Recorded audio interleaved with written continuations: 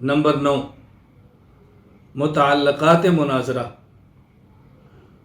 مناظرہ طے کرتے وقت 10 چیزیں مخالف مناظر سے لکھوا لینی چاہیے۔ نمبر 1 موضوع، نمبر 2 دعویٰ، نمبر 3 مناظر، نمبر 4 معاون مناظر، نمبر 5 صدر مناظر، نمبر 6 شرائط، نمبر 7 دلائل، نمبر 8 مقام، نمبر 9 تاریخ، نمبر 10 وقت۔ یہ 10 چیزیں لکھوا لیں۔ نمبر 1 موضوع، اس سے مراد وہ عنوان ہے کہ جس پر مناظرہ ہو رہا ہے۔ مثلا اگر عقائد پر مناظرہ ہے تو کون سا عقیدہ ہے، اور اگر مسائل پر مناظرہ ہے تو کون سا مسئلہ ہے۔ یہ وضاحت ضرور کروائیں، ویسے میدان مناظرہ میں نہ جائیں۔ کوئی شخص آپ سے کہے جی ہمارے یہاں مناظرہ ہے، آپ آ جاؤ، پوچھو بھئی عقیدہ کون سا ہے، کس عقیدے پر مناظرہ ہوگا۔ جس عقیدے پر مناظرہ کرنا ہے مخالف کو اپنا عقیدہ لکھ کر دے، پھر اس عقیدے کو چیک کرو غلط ہے یا ٹھیک ہے، اس کے بعد اگلی بات کرو۔ جی مسائل پر ہے، کس مسئلے پر ہے، وہ مسئلہ اسے لکھوائیں، پھر اس مسئلے کو دیکھیں، اس کے بعد مناظرہ کی بات کریں۔ تو عقائد میں سے عقیدہ کون سا ہے اور مسائل میں سے مسئلہ کون سا ہے، یہ ذہن نشین فرما لیں۔ ہمارے ہاں کافی پرانی بات ہے، غیر مقلدین نے تسلسل کے ساتھ چیلنج بازی شروع کی، علماء دیوبند کے عقائد کفریہ شرکیہ ہیں، علماء دیوبند کے عقائد کفریہ شرکیہ ہیں۔ تو میں گفتگو کرنے کے لیے چلا گیا، میں بھی آ گیا، غیر مقلد مناظر بھی آ گیا۔ میں نے کہا بھی ایسا کریں، پہلے ہم طے کر لیں کہ گفتگو ہم نے کس پہ کرنی ہے۔ ہماری تقریباً 2 گھنٹے اس بات پر گفتگو ہوئی۔ میں نے کہا آپ کہتے ہیں علماء دیوبند کے عقائد کفریہ اور شرکیہ ہیں، مجھے یہ بتائیں کہ تمام عقائد کفریہ شرکیہ ہیں یا بعض عقائد ہیں؟ اگر آپ کہتے ہیں تمام عقائد کفریہ شرکیہ ہیں تو یہ ذہن نشین فرما لیں، اگر ایک عقیدہ بھی میں نے ایسا ثابت کر دیا جو کفریہ اور شرکیہ نہ ہوا تو آپ کو شکست لکھنی پڑے گی، چونکہ آپ کا تمام والا دعویٰ ٹوٹ جائے گا۔ اور اگر آپ کہتے ہیں بعض عقائد کفریہ شرکیہ ہیں تو یہ ایک محمل ہے، قضیہ محملہ ہے بعض۔ آپ کو وضاحت کرنی پڑے گی کہ ان بعض میں سے کون سا عقیدہ کفریہ اور شرکیہ ہے، کون سا عقیدہ کفریہ اور شرکیہ ہے۔ اچھی طرح ذہن نشین فرما لیں۔ مجھے کہنے لگا کہ یہ بات ہم مناظرہ والا دن بتائیں کہ کون سا عقیدہ۔ میں نے کہا میں کتنی کتابیں لا سکتا ہوں، مجھے بتاؤ، کتنے دلائل جمع کر سکتا ہوں، کتنی کتابیں لاؤں گا، کتنے دلائل لاؤں گا۔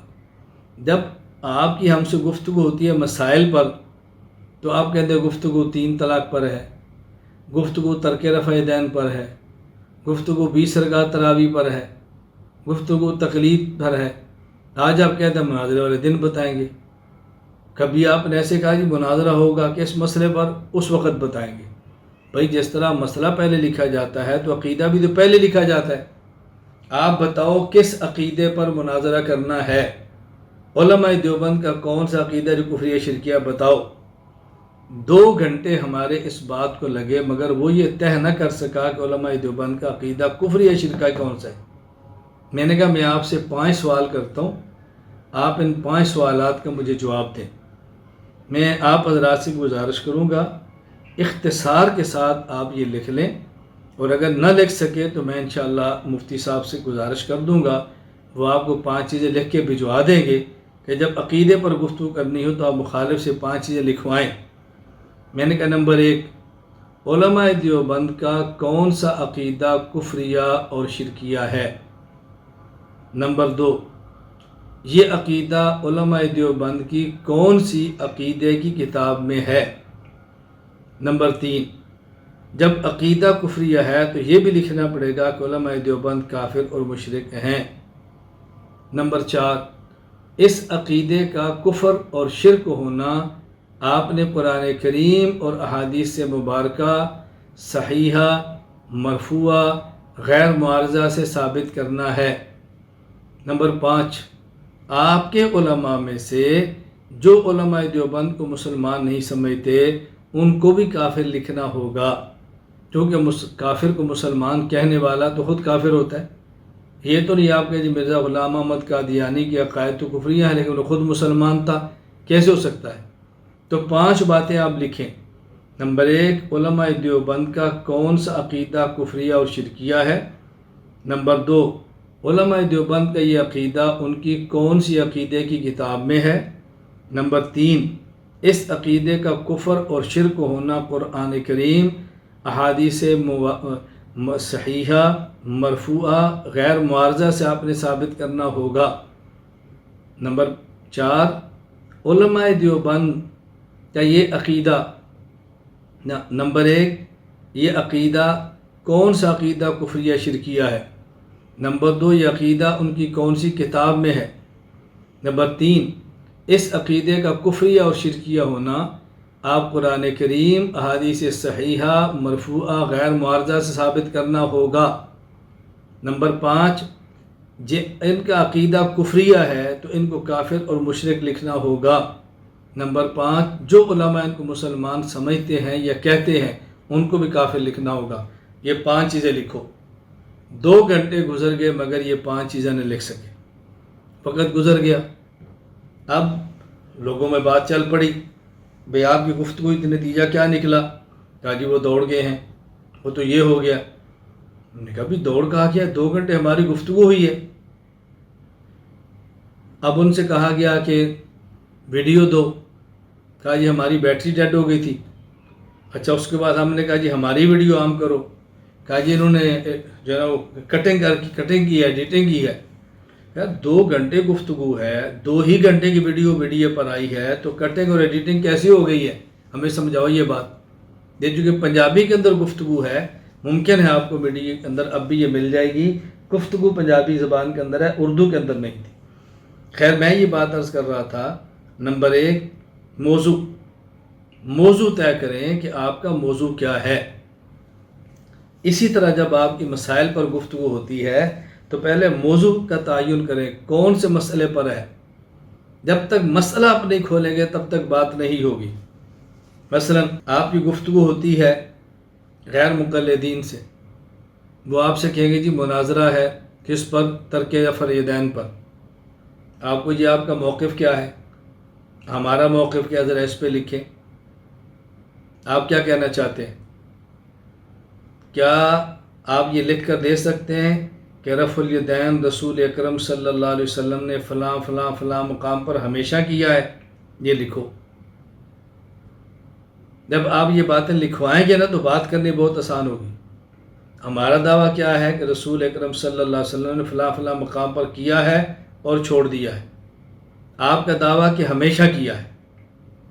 جب یہ موضوع کا تعین ہو جائے گا اب بات کرنی بہت آسان ہو جائے گی۔ یہ اچھی طرح ذہن نشین فرما لیں، پہلے موضوع طے کریں۔ نمبر 1، موضوع، اس کو واضح کریں۔ نمبر 1، موضوع، اس کو واضح کریں۔ نمبر 2، دعویٰ، جس عقیدہ یا مسئلہ پر مناظرہ ہو اس عقیدہ یا مسئلہ کے بارے میں موقف کو دعویٰ کہتے ہیں۔ آپ کا اس عقیدے کے بارے میں کیا دعویٰ ہے؟ قطعی ہے، ظنی ہے، اس کے نہ ماننے والے کا کیا حکم ہے؟ ذرا بات کھولیں۔ نمبر 3، مناظر، مدعی کے دعویٰ کو ثابت کرنے یا منکر کی طرف سے اس کے دعویٰ کو توڑنے والے شخص کو مناظر کہتے ہیں۔ مناظر کون ہوگا؟ یہاں یہ بات ذہن نشین فرما لیں، بہتر یہ ہے کہ مناظر کا تعین مناظرہ طے کرتے وقت کر لیا جائے، ورنہ مناظرہ کے وقت بھی مناظر کا تعین کیا جا سکتا ہے۔ اگر وہ بھی آپ سے کہتا ہے بھی ہمارے طرف سے کوئی بھی مناظر آ سکتا ہے تو کوئی حرج نہیں، یہ کوئی لازم نہیں کہ آپ طے ہو جائے تو بہت اچھا، اور اگر نہ بھی طے ہو اس کو متعین بعد میں کیا جا سکتا ہے۔ نمبر 2، مناظر کو چاہیے کہ اپنے پاس ایک نوٹ بک رکھے، فریق مخالف کی گفتگو کے دوران جو بات ذہن میں آئے یا جو بات اپنی نشست میں بیان کرنی ہو اس کو نمبر وار لکھتا رہے۔ یہ مناظر کے لیے بہت ضروری ہے۔ مخالف گفتگو کر رہے ہیں، نوٹ بک پہ لکھو یہ غلطی ہے، یہ ٹھیک ہے، میں نے یہ بات کہنی ہے، اس نے یہ بات غلط کی ہے، اس کا خیال کریں۔ نمبر 4، معاون۔ مناظر کی معاونت کے لیے جو آدمی مقرر کیا جائے اس کو معاون یا معین مناظر کہتے ہیں، جس کے ذمہ حوالہ جات تلاش کر کے مناظر کو دینا یا مناظر کو کوئی بات یاد دلانا ہوتا ہے۔ یا تو حوالہ دینا ہے یا کوئی بات یاد کرا دے۔ اس میں دو باتوں کا خیال کریں۔ نمبر 1، معاون مناظر ایک سے زائد بھی متعین کیے جا سکتے ہیں۔ نمبر 2، معاون مناظر کو چاہیے کہ مناظر کو زبانی بات یاد دلانے کی بجائے پرچی پر لکھ کر دے۔ وہ گفتگو کر رہا ہے نا، اس وقت کو بات کہنی تو پرچی لکھ کر دے دیں۔ ہاں، جب گفتگو کر کے بیٹھا ہو پھر پرچی بھی لکھ کے دے سکتے ہیں اور پھر آپ زبانی بھی کہہ سکتے ہیں، کوئی حرج کی بات نہیں۔ ہمارے ہاں ایک بار مناظرہ تھا، اور مناظرہ تھا 3 طلاق کے عنوان پر۔ ہمارے ہاں 3 طلاق 3 ہوتی ہیں، غیر مقلدین کے ہاں 3 طلاق 1 ہوتی ہے۔ اس پہ گفتگو چل رہی تھی۔ مخالف مناظر نے اپنے مناظرہ میں اپنی نشست میں ایک بات پیش کی کہ جی مولانا رشید احمد گنگوہی رحمۃ اللہ علیہ نے فتاوی رشیدیہ میں لکھا ہے کہ 3 طلاق دو تو 1 ہوتی ہے۔ 3 طلاق دو تو 1 ہوتی ہے۔ اب یہ بات اس وقت میرے علم میں نہیں تھی کہ حضرت نے اس میں کیا لکھا ہے کیا نہیں لکھا۔ یہ تو مجھے یقین تھا کہ یہ بات حضرت لکھ نہیں سکتے، اس نے کس بنیاد پہ کی ہے یہ میرے علم میں نہیں تھا۔ جب اس نے گفتگو کی، ہمارے مناظر میں گفتگو شروع کرنے لگا تو میں نے کہا 1 منٹ۔ میں نے دوسرے مناظر سے کہا بھی آپ ذرا وہ پیش کریں، 1 منٹ کتاب پیش کر دیں جو آپ نے حوالہ پیش کیا ہے کہ مولانا رشید احمد گنگوہی رحمہ اللہ نے یہ بات لکھی ہے۔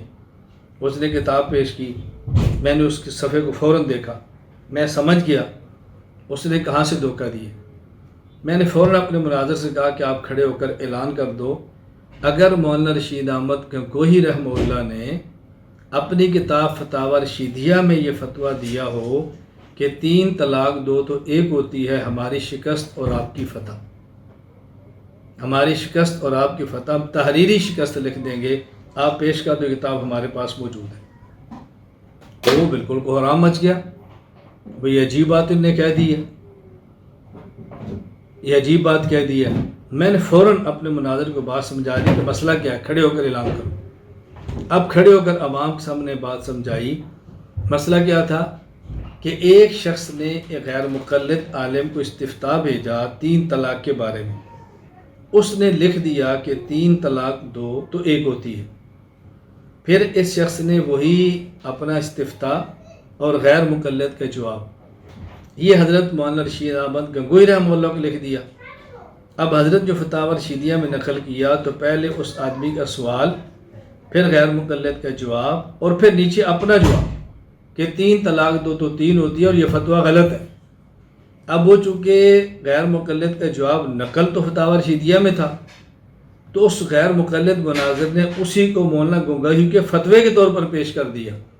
میں نے کہا دیکھو کتنا بڑا شخص نے دھوکہ دیا ہے، حضرت گنگوہی کا تو فتویٰ ہے ہی نہیں۔ حضرت گنگوہی رحمہ اللہ تو سوال اور غیر مقلد کا جواب نقل کرتے ہیں، اس کے بعد پھر جواب پیش کرتے ہیں، حضرت کا فتویٰ تو وہ ہے۔ تو میں صرف سمجھا رہا ہوں کہ معاون مناظر کا کام ہے کہ وہ اپنے مناظر کی معاونت کرے۔ نمبر 5، صدر مناظر۔ مناظرہ کی نگرانی کرنے والے، مناظرہ سنبھالنے والے آدمی کو صدر مناظر کہتے ہیں۔ یہاں اچھی طرح بات سمجھ لیں، ایک مناظر ہے، ایک اس کا معاون ہے، ایک صدر مناظر ہے۔ صدر مناظرہ بھی کہتے ہیں، صدر مناظر، اس کا کام ہے کہ مناظرہ کنٹرول کرے، مناظرے کو سنبھالے۔ اگر مخالف مناظر موضوع سے ہٹ کر کوئی بات کرے یا شرائط کے مطابق بات نہ کرے تو صدر مناظر کو بواسطہ مخالف صدر مناظر کے مناظر سے موضوع شرائط کی پابندی کرانا چاہیے۔ یعنی اگر مخالف مناظر کو ایسی بات کہتا ہے جس کا موضوع سے تعلق نہیں ہے، شرائط سے ہٹ کر بات کرتا ہے، تو صدر مناظر براہ راست اس مناظر کو خطاب نہ کرے، ان کے صدر سے کہے کہ اپنے مناظر کو سنبھالو، یہ موضوع سے ہٹ کر بات کر رہا ہے، شرائط کی پابندی نہیں کر رہا، یہ وقت کو ضائع کر رہا ہے۔ براہ راست مناظر کو خطاب نہ کرے، صدر کو خطاب کرے۔ نمبر 2، صدر مناظر مضبوط ہو تو مناظر کی بعض کمزوریاں اور کوتاہیاں ان کا تدارک بھی ہو جاتا ہے۔ نمبر 3، صدر مناظر کو صدر مناظرہ بھی کہتے ہیں، تو صدر مناظر کنٹرول کرتا ہے۔ ہمارا ایک بار مناظرہ تھا غیر مقلدین سے، اور مناظرہ تھا ترک رفع الیدین پر۔ میں اس مناظرہ میں صدر مناظر تھا، مناظر ہمارے ایک اور دوست تھے، وہ مناظرہ کر رہے تھے۔ تو غیر مقلد مناظر نے دوران مناظرہ، یعنی غیر مقلدین کے صدر مناظر نے دوران مناظرہ ایک بات کی، مجھے خطاب کر کہنے لگا کہ دیکھیں ہمارے ہاں شرائط مناظرہ میں لکھا ہوا ہے اگر مناظر موضوع مناظرہ سے ہٹ کر بات کرے تو یہ مناظر کی شکست ہوگی۔ میں نے کہا جی لکھا ہوا ہے۔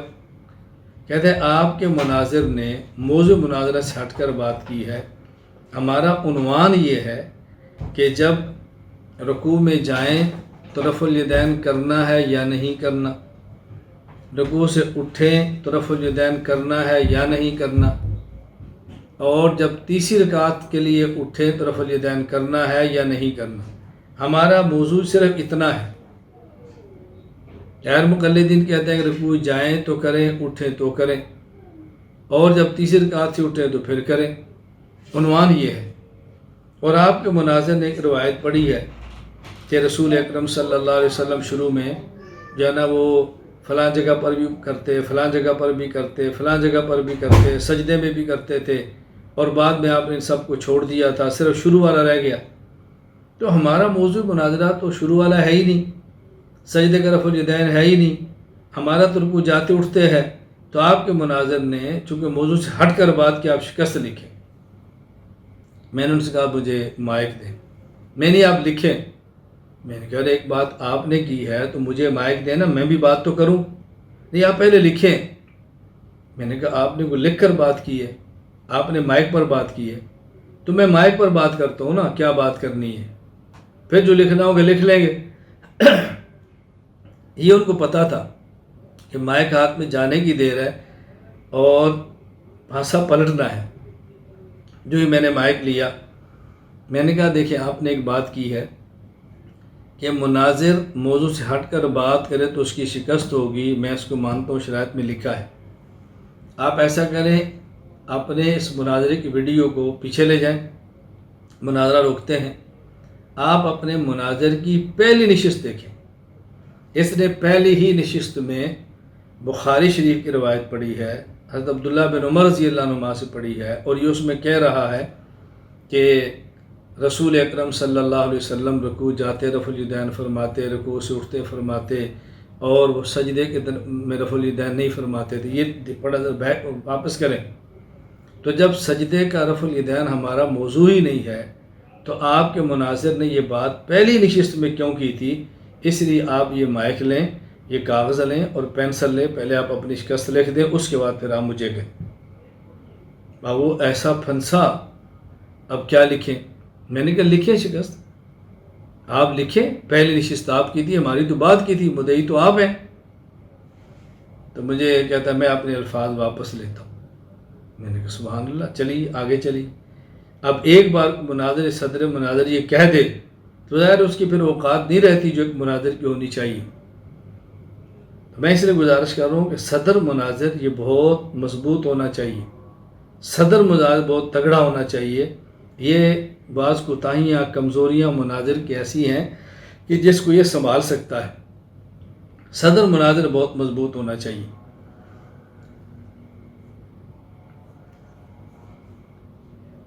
ایک مرتبہ ہمارے ہاں مناظرہ طے ہو رہا تھا، اللہ کی شان کے انہی دنوں میری 1 ماہ کی نظر بندی آ گئی اور میں دائرے اندر چلا گیا، اور میں اندر ہی تھا تو مناظرہ طے ہو گیا۔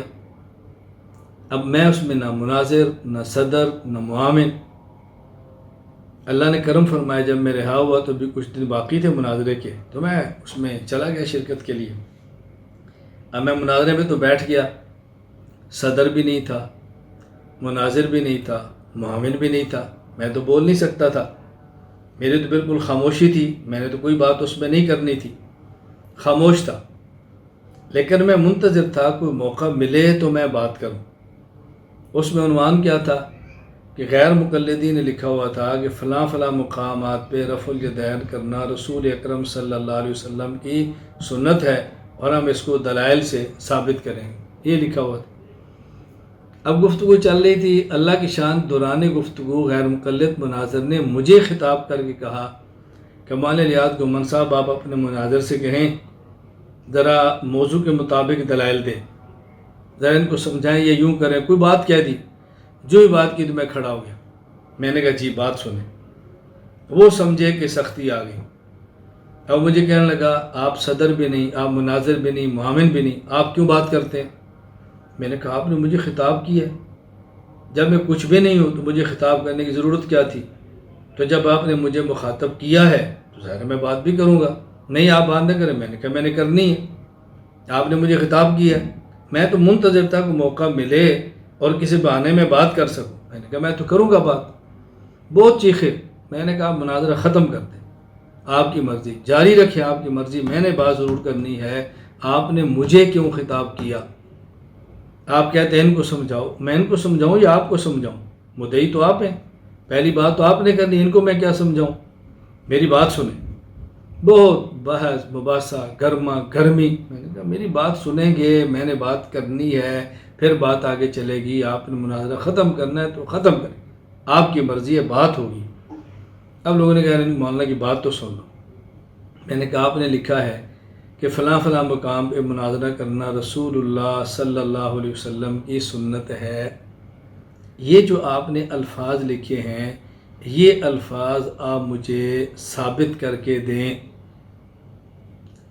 دیکھیں جو آپ نے دعویٰ کیا نا، اس دعوے کو ثابت کریں نا، آپ یہ الفاظ مجھے کہیں سے ثابت کر کے دیں۔ یہ رسول اللہ علیہ وسلم نے فرمایا تھا، صرف کام فرما دینے سے کیا سنت بن جاتی ہے؟ سنت کی تعریف کیا ہے؟ اور وہ تعریف تو مجتہدین فقہا نے کی ہے، آپ تو ان کی تقلید کر نہیں سکتے کہ آپ تقلید کر کے تعریف کو مان لیں۔ تقلید کریں گے تو آپ تعریف مانیں گے تو ان کا دعویٰ دوسرا بھی مان لیں، مقلد بنے پہ۔ تقلید کر کے آپ مشرک تو نہیں ہو سکتے، آپ تو موحد ہیں۔ مجھے یہ الفاظ ثابت کر کے دیں۔ جب تک آپ نے ثابت نہیں کرنے آگے نہیں بات چلے گی۔ 1 گھنٹہ گزر گیا، اس لفظ پر تو آپ نے ایک بات بھی پیش نہیں کی۔ اب وہ پھنس گئے، کیا کریں اب؟ تو میں خیال عرضی کر رہا تھا کہ صدر بہت مضبوط ہونا چاہیے، صدر بہت مضبوط ہونا چاہیے۔ نمبر 6، شرائط۔ مناظرہ کے لیے جو قواعد طے کیے جاتے ہیں ان کو شرائط کہتے ہیں۔ یہاں بات سمجھیں، مناظر کو چاہیے کہ لکھی ہوئی شرائط کے مطابق گفتگو کرے اور مخالف مناظر کو بذریعہ صدر مناظر کے اس کا پابند کرے، یعنی شرائط سے ہٹ کر بات نہ کرنے دے۔ جو شرائط لکھی گئی ہیں ان شرائط کی پابندی کروائیں، یہ بہت ضروری ہے۔ شرائط سے باہر مت جانے دیں، شرائط کی پابندی کروائیں۔ نمبر 7، دلائل۔ مناظرہ طے کرتے وقت یہ بات لکھوا لینی چاہیے کہ مخالف مناظر ادلہ اربع، قرآن کریم، سنت، اجماع، قیاس شرعی میں سے کن دلائل کو مانتا ہے اور کن دلائل سے گفتگو کرے گا۔ مثلا جب آپ گفتگو کریں گے، آپ کو بھی ہمارے یہ 4 دلائل ہیں، ہم ان 4 دلائل میں سے جس دلیل کو چاہیں پیش کریں۔ آپ کے دلائل کون سے ہیں؟ وہ کہتا ہے جی میرے 2 دلیلیں ہیں، قرآن اور حدیث۔ انہوں نے کہا آپ نے قرآن سے باہر نہیں جانا، آپ نے حدیث سے باہر نہیں جانا، آپ نے پھر امتی کے اقوال پیش نہیں کرنے، پیغمبر کو پیش کرنا ہے۔ ہمیں ایک حق حاصل ہے کہ ہم جو چاہیں پیش کر چکے، ہمارے دلائل 4 ہیں، آپ کے دلائل 2 ہیں، ہم 4 سے پیش کریں گے، آپ 2 سے پیش کریں گے۔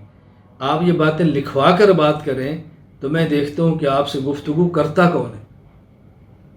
مجھے بہت سارے احباب کہتے ہیں کہ مولانا صاحب آپ کا مناظرہ نہیں ہوتا، ہم نے آپ کا مناظرہ نہیں دیکھا۔ میں نے کہا بھی مناظرہ تو ہونا چاہیے، لیکن اس کی قواعد اور شرائط جب آپ لکھیں گے تو آپ کو احساس ہو جائے گا کہ آپ کے مخالف کا نظریہ کتنا کمزور ہے، مخالف کی بات کتنی بوگس ہے، اور آپ کے لیے بات کرنی کتنی آسان ہے۔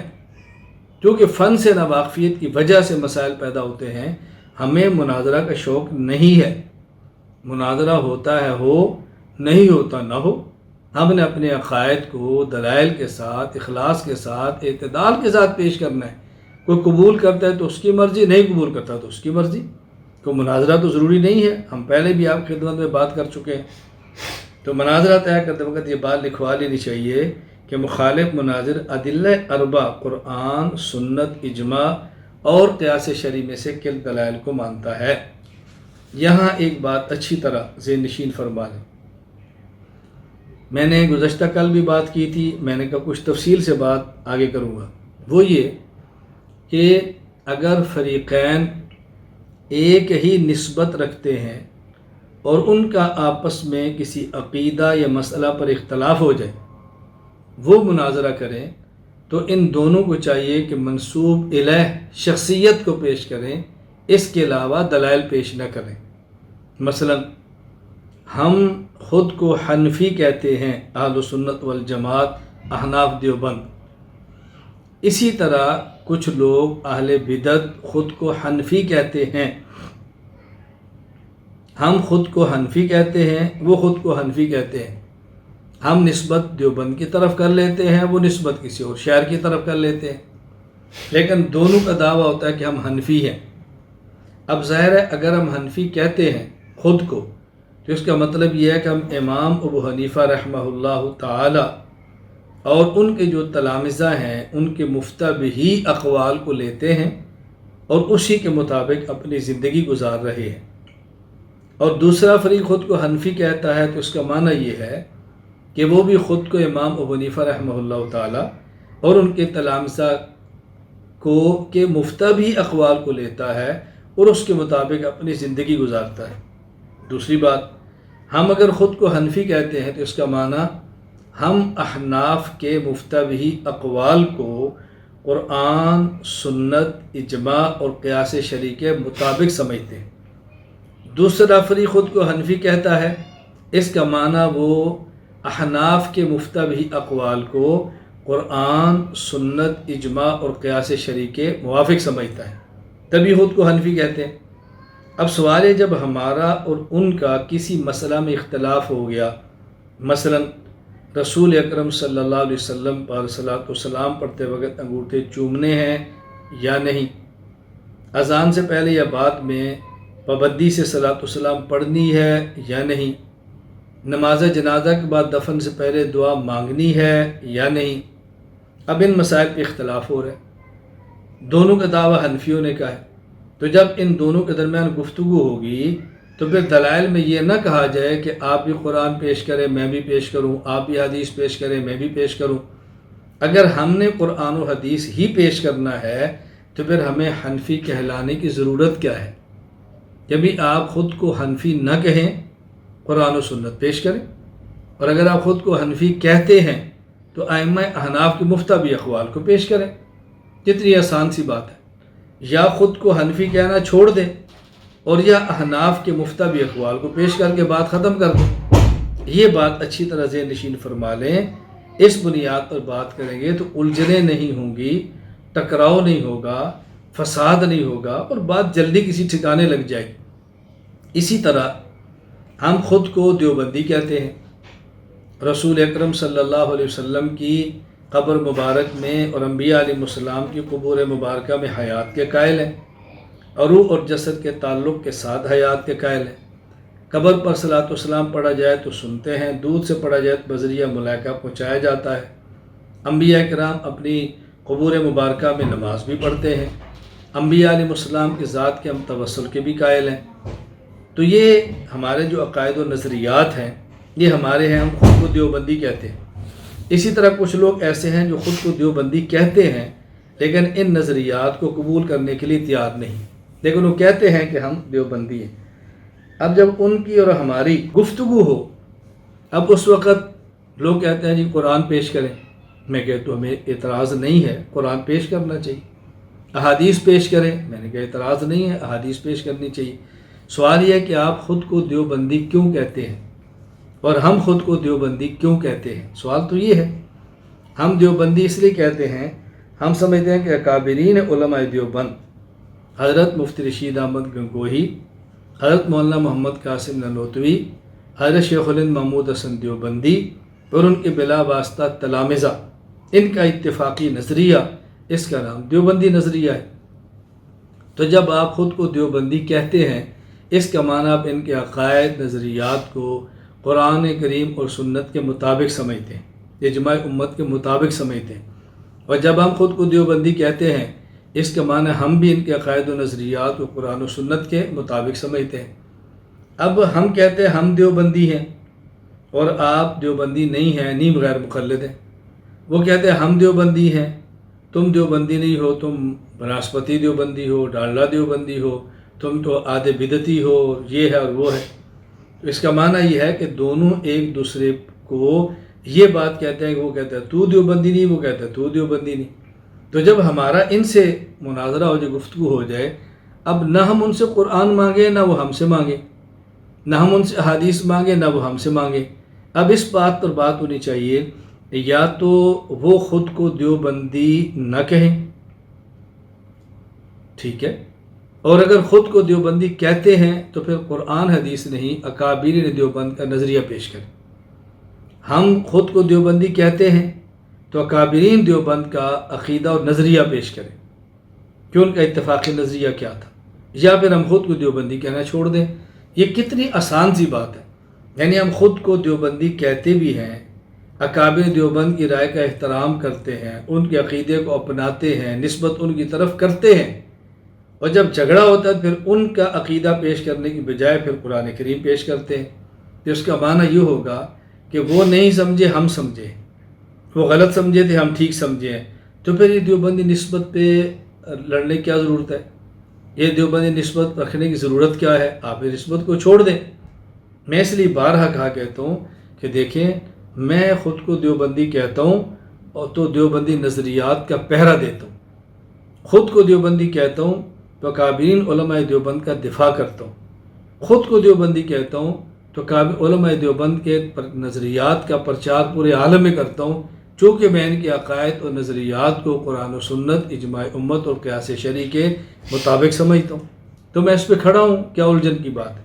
تو یہ بات اچھی طرح ذہن نشین فرما لیں کہ مناظرہ طے کرتے وقت یہ بات لکھوا لینی چاہیے کہ مخالف مناظر ادلہ اربع قرآن، سنت، اجماع اور قیاس شرعی میں سے کن دلائل کو مانتا ہے۔ اگر ایک ہی نسبت رکھنے والے دو فریقوں کے درمیان مناظرہ ہو تو مناظرہ طے کرتے وقت یہ بات لکھوا لیں کہ ہر فریق بطور دلیل صرف اس منسوب علیہ شخصیت کی عبارات کو پیش کرنے کا پابند ہوگا جن کی طرف یہ اپنی نسبت کرتا ہے۔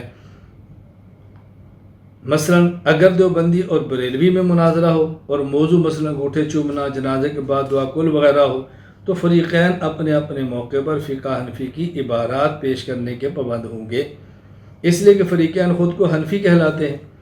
اگر دیوبند کے نسبت کرنے والے دو فریقین کے درمیان مثلا حیات النبی صلی اللہ علیہ وسلم، سماع الصلاۃ والسلام عند قبر النبی صلی اللہ علیہ وسلم، استشفاء عند قبر النبی صلی اللہ علیہ وسلم، عرض اعمال، مسئلہ توسل، سماع موتیٰ پر مناظرہ ہو تو فریقین متفق علیہ اکابر کی عبارات کو پیش کرنے کے پابند ہوں گے، اس لیے کہ دونوں خود کو دیوبندی کہلاتے ہیں۔